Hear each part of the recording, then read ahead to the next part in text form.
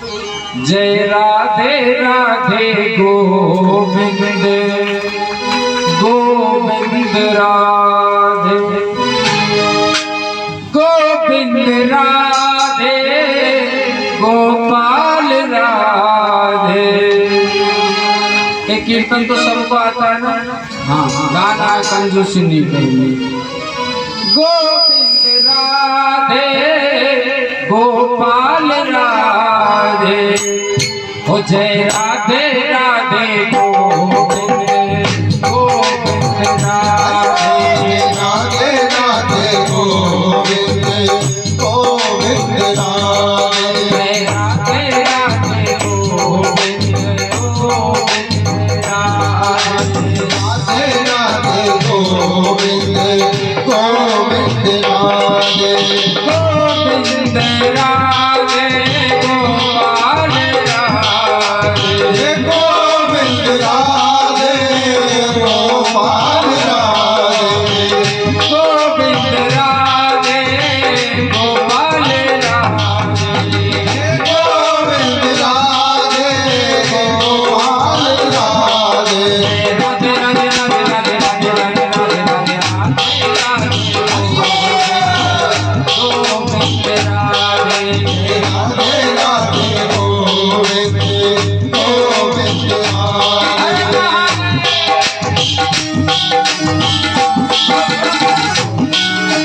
एक प्रार्थना और कर दूं मैया आपसे। जब मैं दोनों हाथ उठा करके ताली बजाया करूँ ना, तो ताली बजाया करो। इसके भी दो फायदे हैं। दो फायदे तो कल बताए ताली बजाने के। पहला फायदा तो ये है कि हमारे आसपास में जो मक्खी मच्छर भटक रही है, चपेट में आ जाने से समाप्त होते हैं। फायदा है कि नहीं है? दूसरा, जो हमारे हाथ में दुर्भाग्य की रेखाएं बनी हुई है, कीर्तन में ताली बजाने से सही हो जाती हैं। अब हाथ उठाने का फायदा सुन लो, ताली बजाने का। अब बजाओ मत, परेशान हो जाएंगे। पहले फायदा सुन लो इसका। कहते हैं कि जो हमारे पाप की गठरी होती है ना, पाप की गठरी हमेशा जीव के सिर पर रहती है। कहाँ रहती है? सिर पर। और जब कीर्तन की स्वर लहरी चलती है तो पाप निकल निकल करके भागते हैं। आप ऐसे समझे जैसे चोर होता है ना, चोर के पीछे अगर पुलिस पड़ी हो तो छुपने के लिए जल्दी से जल्दी चोर अंधेरा ढूंढता है। अब पांडाल में कहाँ अंधेरा है? कहीं नहीं है। जब पाप भागते हैं ना तो अंधेरा मिलता है, यहाँ छुप जाते हैं यहाँ पर। इसलिए हाथ उठा करके ताली बजानी चाहिए। दूसरा फायदा कहते, जब द्रौपदी ने अपने सगे संबंधी सबको पुकार लिया था, जब उनका चीरहरण हो रहा था, कोई भी सामने नहीं आया। अपना पल्लू छोड़ करके दोनों हाथ खड़े कर दिए और कन्हैया को पुकारा। कन्हैया तुरंत आए और उनका चीर बढ़ा दिया। और तुम्हारे लिए फायदा बताऊं, आप तो आ जाते हैं कथा में, इसलिए प्रार्थना कर लो दोनों हाथ उठा करके भोलेनाथ से। भोलेनाथ, हम तो आ गए तेरी कथा में। बहू सो ना जाए, दरवाजा खुला रहना जाए। हाँ, घर का ख्याल रखना। बहू सो ना जाए, दरवाजा खुला रहना जाए, और कुत्ता घर में घुस ना जाए। और मैया भैंस भी राखा कितनी राखा? कौन कौन भैंस गैया रखता है इधर? कल तो कह रहे थे, तो दूध कहाँ से लाते हो? अच्छा, भैंसन बारी ऐसे प्रार्थना करें कि पट्टा खुल ना जाए, जो भैंस चुका ना जाए। हरे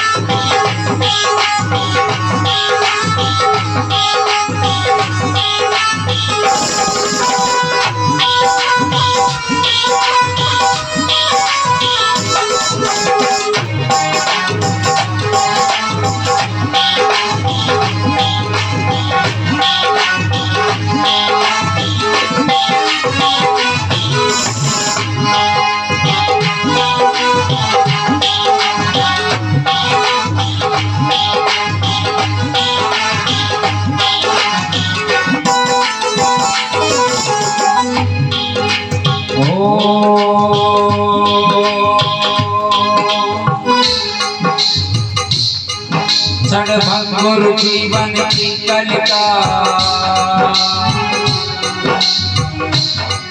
कल रात को जान खिली नगरी मधुरा चल के सुच शीतल मंद सुगंध समीर मिले न मिले सुगंध समीर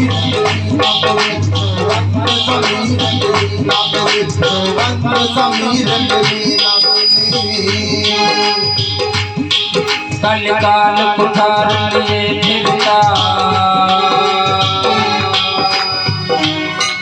कन्या पर से चोट झिली न झिली रट ले हरि नाम हरि रसना फिर अंत समय में मेरे अंत समय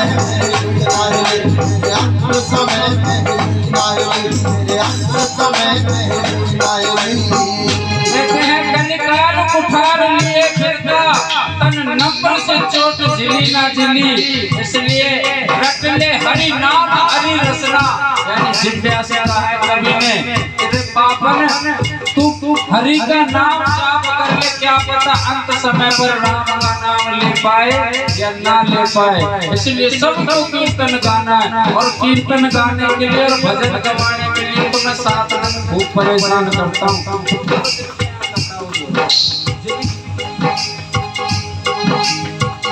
जिनके यहाँ कथा हुई है उनसे पूछ लो कि कीर्तन और भजन और ताली बजाने के लिए कितना परेशान करता हूँ केवल 7 दिन के बाद में आपसे कहना नहीं आता कि आप भजन गाओ या कीर्तन गाओ या ताली बजाओ जय राधे राधे गोविंद गोविंद राधे राधे गोविंद गोविंद राधे गोविंद राधे गोपाल राधे गोविंद राधे गोपाल राधे गोविंद राधे गोपाल राधे गोविंद राधे गोपाल राधे राधे राधे राधे राधे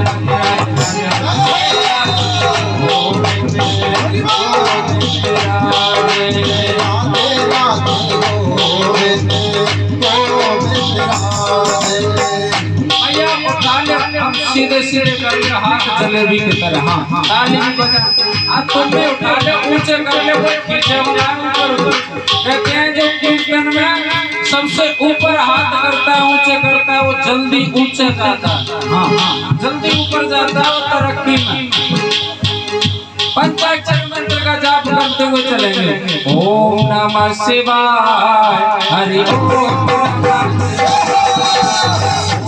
नमः शिवाय हरि ओम नमः शिवाय ओम नमः शिवाय हरि ओम नमः शिवाय ओम नमः शिवाय हरि ओम नमः शिवाय नमः शिवाय हरि ओम नमः शिवाय ओम नमः शिवाय हरि ओम नमः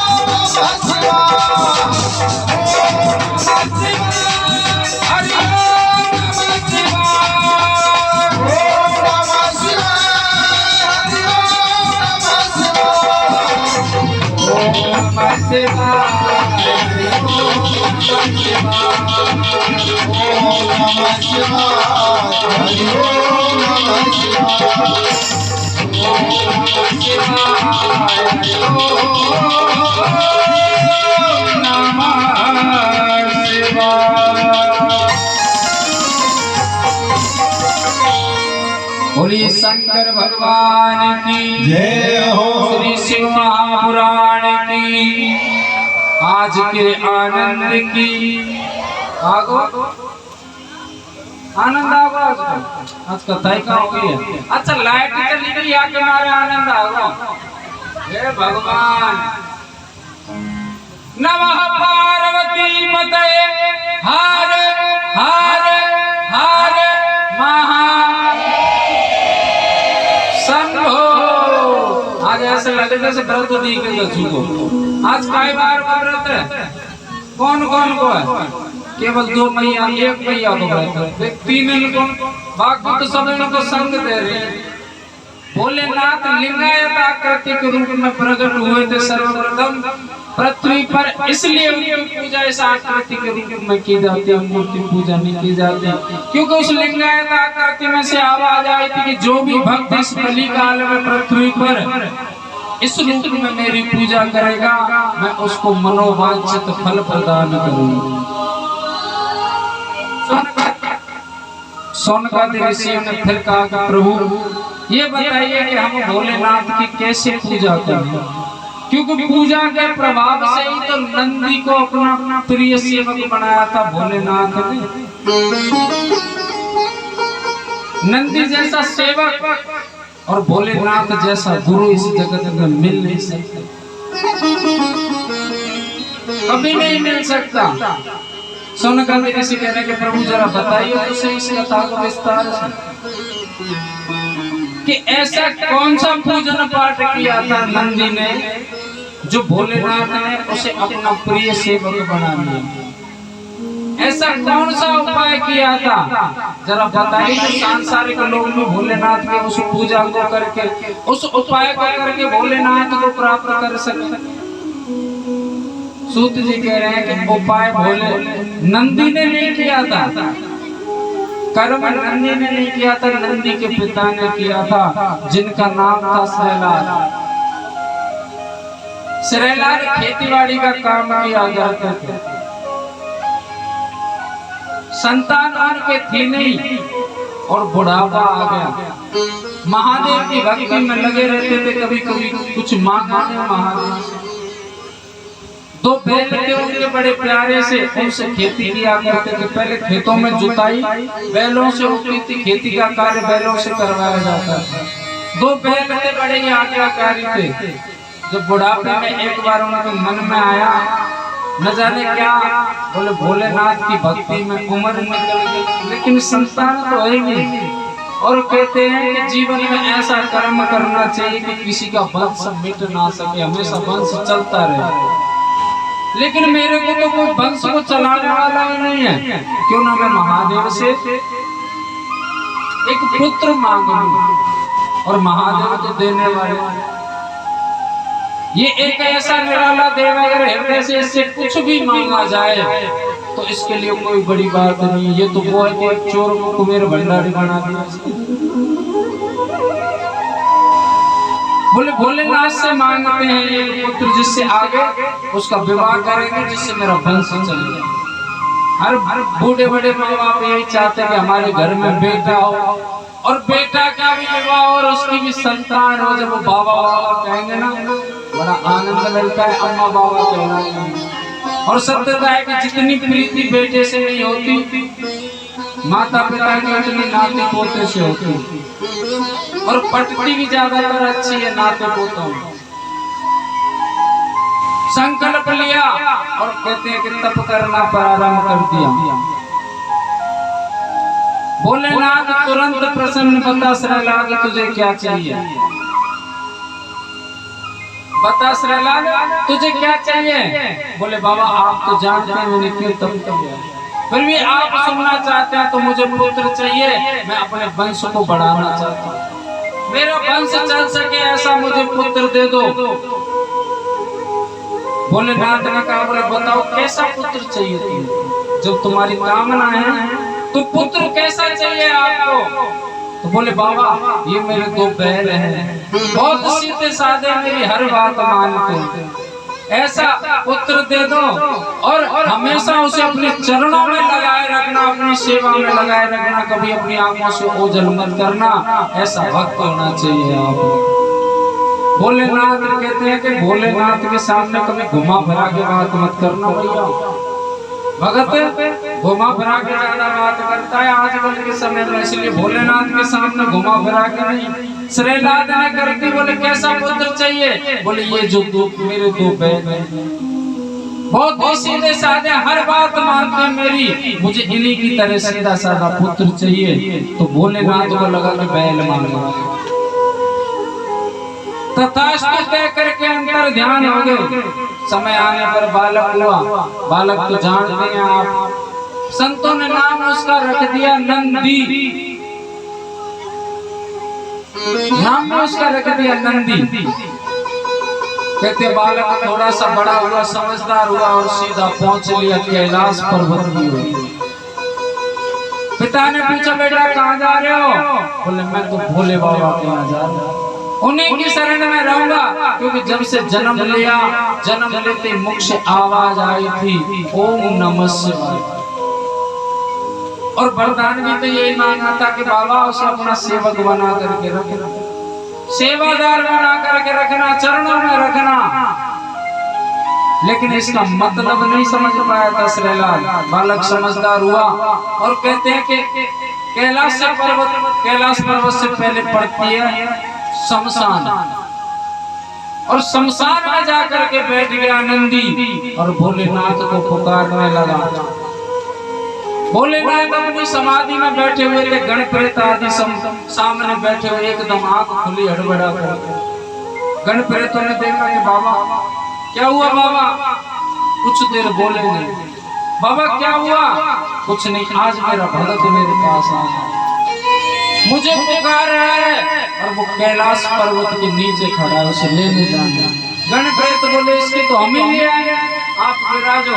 बोले क्योंकि नंदी शमशान में बैठ तो गया। बोले बाबा यहाँ तक तो मैं आ गया हूँ, लेकिन यहाँ से आगे हाथ पकड़ करके गले लगा करके आपको ले जाना पड़ेगा। महादेव कहते हैं, बोले उसे लेने के लिए तो मुझे ही जाना पड़ेगा। महादेव तुरंत पहुंचे और शमशान में नंदी समाधि लगाए बैठा है। पंचाक्षर मंत्र की आवाज लगाई, पुत्र नंदी। आंखें खोली, बाबा का साक्षात स्वरूप, आंसू बह गए। बोले बाबा बड़ी देर लगा दिया आपने, लेकिन चलो आए तो सही। चरण पकड़ लिए बाबा को, कहते अपने आंसुओं से बाबा के चरण धो दे। अरे पागल रोता क्यों है? बोले बाबा जो आपके चरणों में जो आनंद है वो संसार में कहीं नहीं। और ये नंदी कोई साधारण बैल नहीं था, साधारण पुरुष नहीं था, ये महादेव का ही अवतार थे नंदी। ये महादेव के ही अवतार थे। बाबा अब दूर मत करना। कहते हैं हाथ पकड़ करके नंदी को कैलाश पर्वत लेकर के गए। कुछ समय निकला, कहते श्रीलाल ने सोचा कि बाबा ने मेरे साथ में मामला गड़बड़ कर दिया। भगवान हो तो भी धोखा देते हैं। क्रोध के मारे लाल हो गया और कैलाश पर्वत पहुंच गया सीधा बाबा के पास। क्योंकि श्रीलाल का आना जाना प्रारंभ हो गया था कैलाश पर्वत पर जब से नंदी ने उनके यहाँ जन्म लिया था।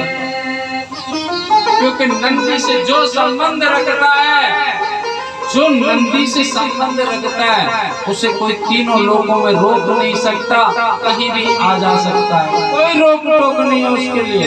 उसके सारे भव बंधन खुल जाते हैं। नंदी के पिता पहुंचे और बाबा के चरणों में बोले श्रीलाल सब ठीक ठाक है? बोले क्या ठाक ठीक ठाक है बाबा। आपने पुत्र दिया, ऐसे पुत्र से क्या लाभ मिला? मैंने तुम्हें पुत्र मांगा आपसे कि उसका बड़ा होकर के उसका विवाह करूंगा, विवाह करने के बाद में आगे मेरा वंश चलेगा। तुमने तो वहीं के वहीं छोड़ दिया, इससे ना होता तो अच्छा ही होता। बाबा बोले ऐसे क्यों बात करते? और हमने जो वरदान दिया उसमें कमी क्या थी? बोले सब कमी संतान दी, लेकिन अपने पास बोला नहीं। मैंने तो अपना वंश चलाने के लिए संतान मांगी, लेकिन बाबा ने अच्छी बात नहीं है। बोले नाथ, बोले श्रीलाल जरा गौर करो आप अपने वचनों को। आपने जो कहा जो मांगा वही मैंने किया। आपने संतान मांगी, मैंने संतान दी। आपने कहा कि बाबा इसको हमेशा अपने चरणों से लगाए रखना, आंखों से ओझल दूर मत करना, कभी भी अपना प्रिय सेवक बना करके रखना। मैं तो तुम्हारे उस वरदान का पालन कर रहा हूँ, कहाँ गलत किया? तो श्रीलाल के भी आंखों से आंसू निकल गए कि गड़बड़ तो नहीं। बाबा अब मेरी प्रार्थना है कि कुछ समय के लिए नंदी दे दो, जो मैं इसका विवाह कर दूं। कहते हैं जब बाबा से कहा ना कि दे दो कुछ समय के लिए, महादेव अंदर ही अंदर रो जाते हैं। भगवान किसी के लिए रोते नहीं है, महादेव किसी के लिए नहीं रोए, केवल नंदी के लिए रोए। जब उन्होंने ये कहा कि उसे मेरे साथ भेज दो, सत्यता यह है कि ना तो नंदी महादेव से दूर हो सकता था और ना ही महादेव नंदी से दूर हो सकते थे। कहते प्राण दो थे, जीव दो थे, प्राण एक थे दोनों के। लेकिन क्या करे, वचन के सामने भक्त ने मांगा है तो भगवान कुछ भी दे सकते। नंदी को बुलाया, बोले नंदी से जानते हो आप इनको? और सत्यता ये है कि नंदी जब तक भूल चुके थे कि वो कौन है, वो सिर्फ इतना ही जानते थे कि मेरे माता पिता हर रिश्तेदार केवल मेरे बाबा भोलेनाथ, इसके अलावा कोई नहीं। सिर्फ इतना ही जानते थे, सब कुछ भूल गए। बोले बेटा नंदी इनको जानते हो? बोले नहीं बाबा, ये तुम्हारे पिता हैं। और बाबा पिता तो मेरे आप हैं। नहीं नंदी, तुम बात समझो, जिन्होंने तुम्हें इस संसार में जन्म दिया है, सांसारिक पिता है आपके, लेकिन बाबा आपने तो पूरे संसार ब्रह्मांड को जन्म दिया है। कहते हैं भक्त अपनी बातों में भगवान को फंसाता जा रहा है। जब भक्त की चढ़ बनती है ना भगवान पर, तो भगवान पल पल फंसता जाता है भक्त की बातों में, जवाब नहीं दे पाता। नंदी तुमको पता नहीं है, इनके कोई संतान नहीं थी। मुझसे इन्होंने संतान की कामना की, संतान मांगी, मैंने दे दी। और वो संतान आप हो, लेकिन आप थोड़े बड़े हुए मेरे पास चले आए, आपको लेने के लिए आए। नंदी जब बातों में बाबा को फंसाता जा रहा, तो कहते हैं बाबा बाहर ही क्रोध कर देते, तुमको समझ नहीं आता, सुनाई नहीं देता। मैंने कहा ये तुम्हारे जगत पिता है, इस जग के पिता है, संसार के पिता है, आप इनके साथ में जाइए। जिस प्रकार संतान की कामना होती है कि हमारे माता पिता हमको पढ़ा लिखा करके हमारा अच्छा भविष्य तय करें, हमारा अच्छा भविष्य बनाए, उसी प्रकार माता पिता की भी कामना होती है कि संतान हमारे अधूरे सपनों को पूरा करे, बुढ़ापा हमारी सेवा करे। और ये क्या तुमने जन्म लिया और सीधे चले आए? कौन सा दायित्व बना, कौन सा फर्ज पूरा किया तुमने? जाइए अपने पिता के साथ में, जैसा कहते हैं वैसा कीजिए। कहते हैं नंदी की आंखों में आंसू तो आए, अंदर से हृदय टूट गया नंदी का। बाबा के कहने पर कैलाश से आए, श्रेला द्वारा खुश है कि आज तो मेरा पुत्र मेरे साथ आ गया, अब इसका विवाह करूंगा। लेकिन श्रेलाल के घर में प्रवेश नहीं किया नंदी ने, दरवाजे पर बैठ गया, कैलाश पर्वत की ओर देखते। मुख से एक ही आवाज आती है, बाबा बाबा आपने मुझे क्यों दूर किया? श्रेलाल खुश अंदर गया घर में, माँ तो थी नहीं नंदी की, क्योंकि बचपन में चल बसी। जल लेकर के आए, पुत्र जल पी ले।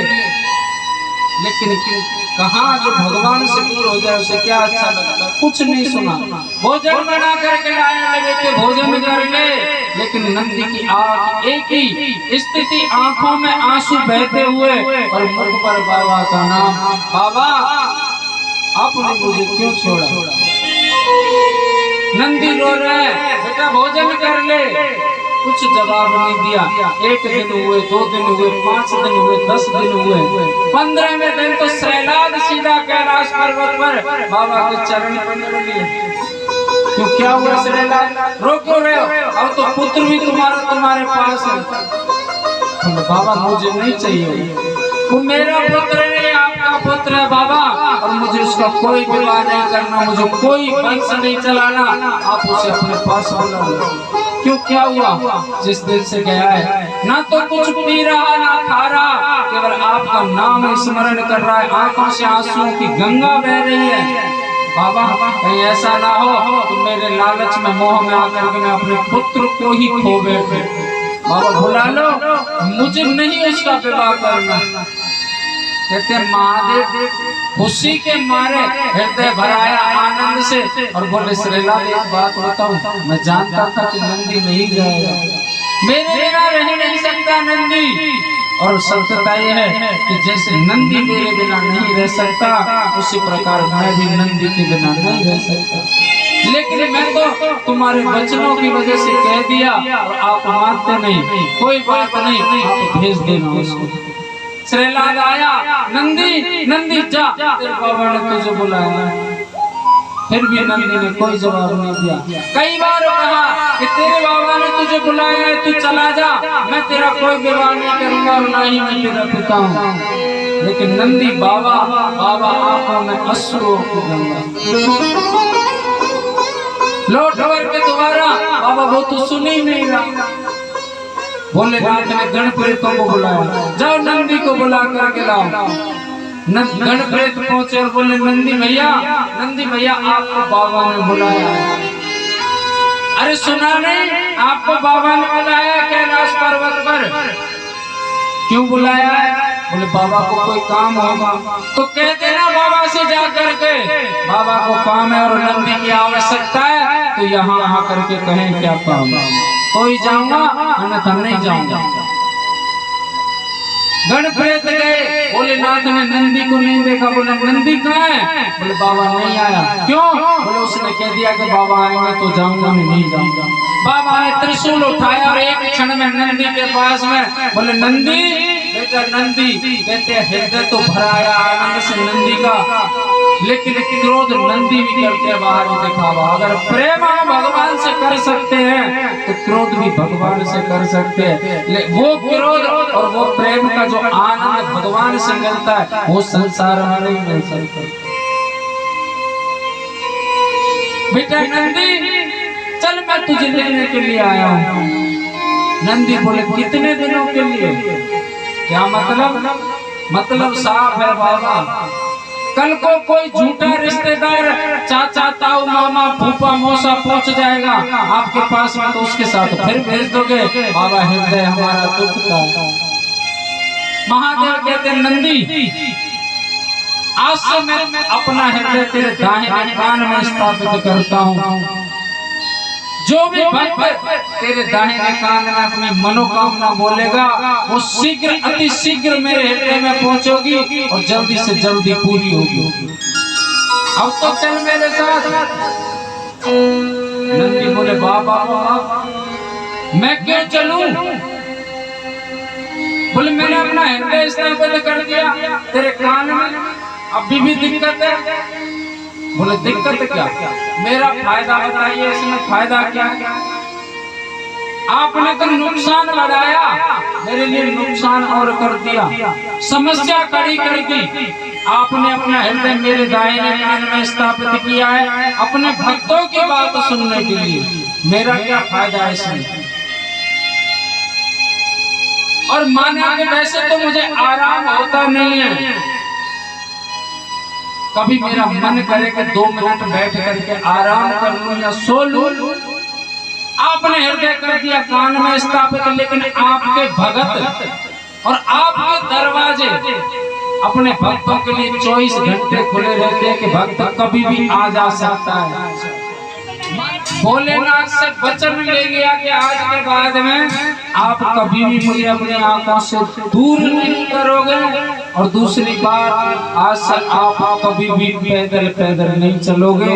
यानी भोलेनाथ ने अपनी सवारी बना लिया नंदी को। ओ बाबा नंदी के असबार तेरी महिमा अजब निराली है। कौन कौन मानता है कि भोलेनाथ की महिमा अजब निराली होती? सब माने तो नाचना पड़ेगा। पिछली बार कहीं बोले नाचना किसी को नहीं है, जब भी नाचे। अब कहूँगा कि नाचना सबको, तो देखना कोई भी नहीं नाचेगा क्योंकि शर्म लटके आगे ज्यादा है। हाँ ओ बाबा नंदी ये अजब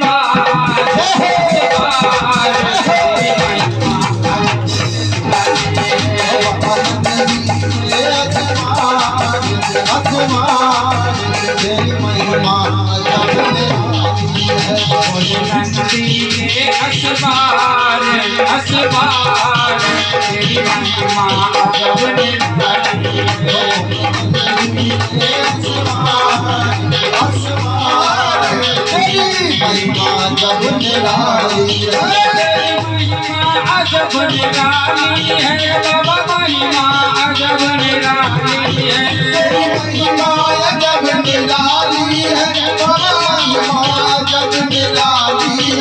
बोले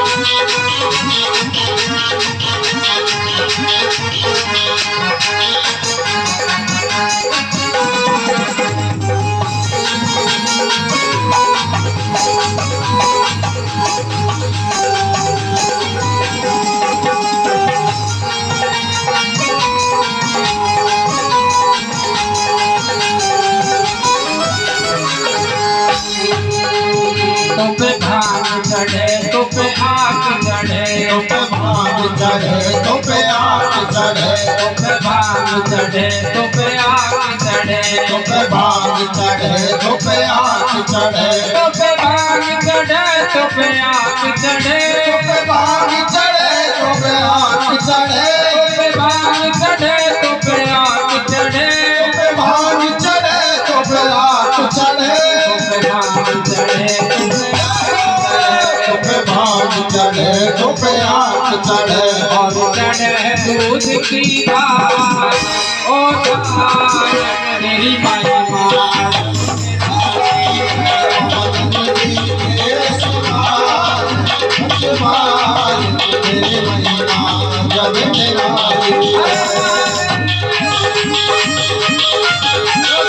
भैया भजन अच्छा है ना तो हाथ बढ़ा करके तालियां बजा लिया करो हमने तो हम पे नाच बना दे हर हर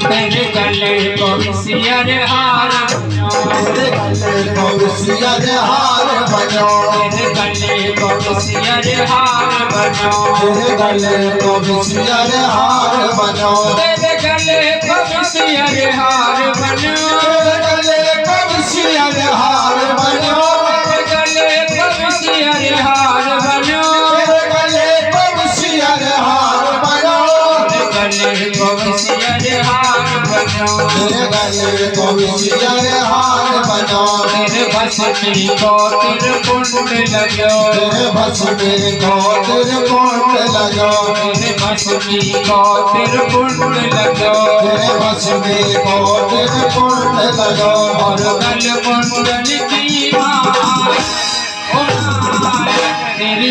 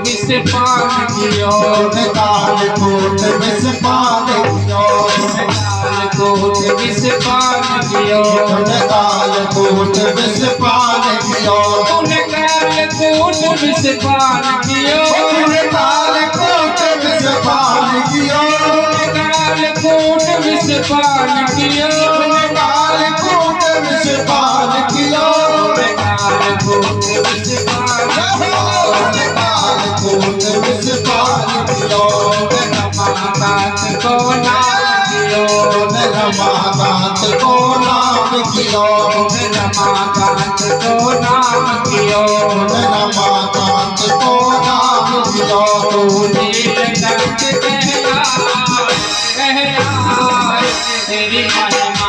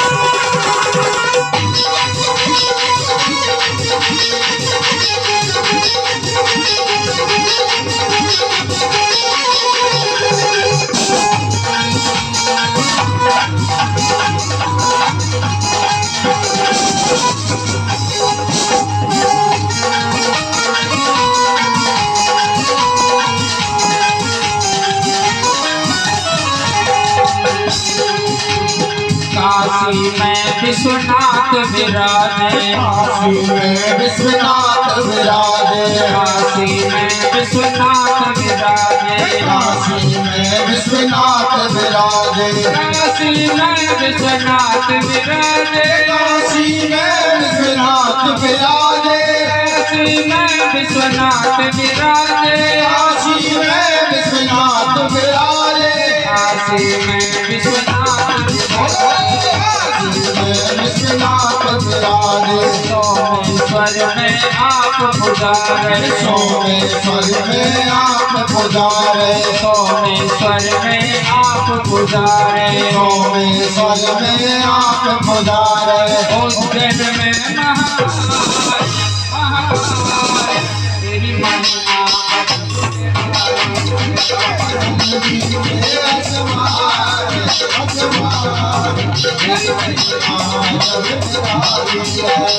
महिमा अजब निराली है, प्रिय महिमा अजब निराली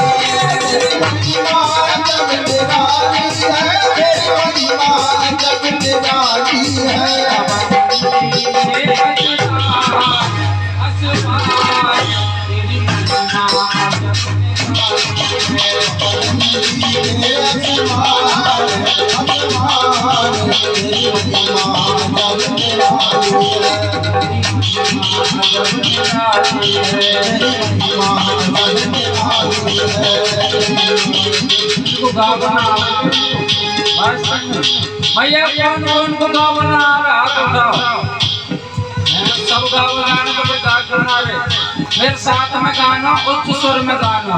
और बेटा सुने, एक कहना है आपको, मम्मी जैसे लग रहा है, सभी को गाना है। भैया पीछे हमारी ओर सुन लो, हम सबन को सबसे ज्यादा भैया प्रेम करते हैं। भाई ये बताओ भाई की कसम से गाऊंगा, भैया सबसे ज्यादा प्रेम क्या करें? बोले सर करते ना करो, बर्तन क्या करें? तुमको तुम्हारे बर्तन की सौगंध अगर ना गाओ तो हाँ। काशी में विश्वनाथ विराजे, काशी में विश्वनाथ विराजे। एक बात पूछूं, थोड़ी सी आवाज और बढ़ सकेगा? ज्यादा ना 100-250 ग्राम। हाँ, आनंद मिलेगा सच्ची में। काशी में विश्वनाथ विराजे, काशी में विश्वनाथ विराजे, सोमेश्वर में आप पुजारे, सोमेश्वर में आप पुजारे, उज्जैन में महाकाल, महाकाल तेरी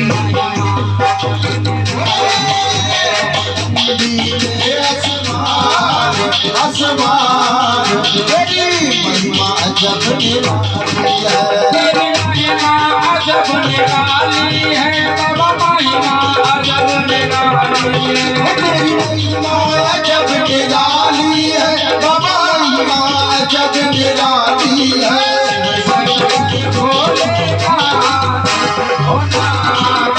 तेरी महिमा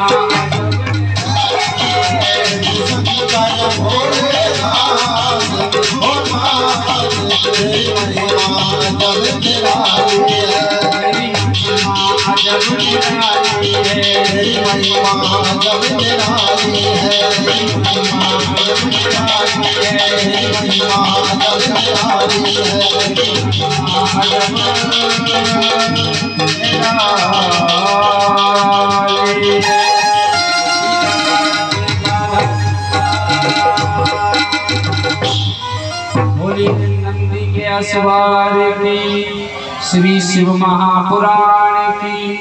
नमः पार्वती पते हर हर हर महादेव।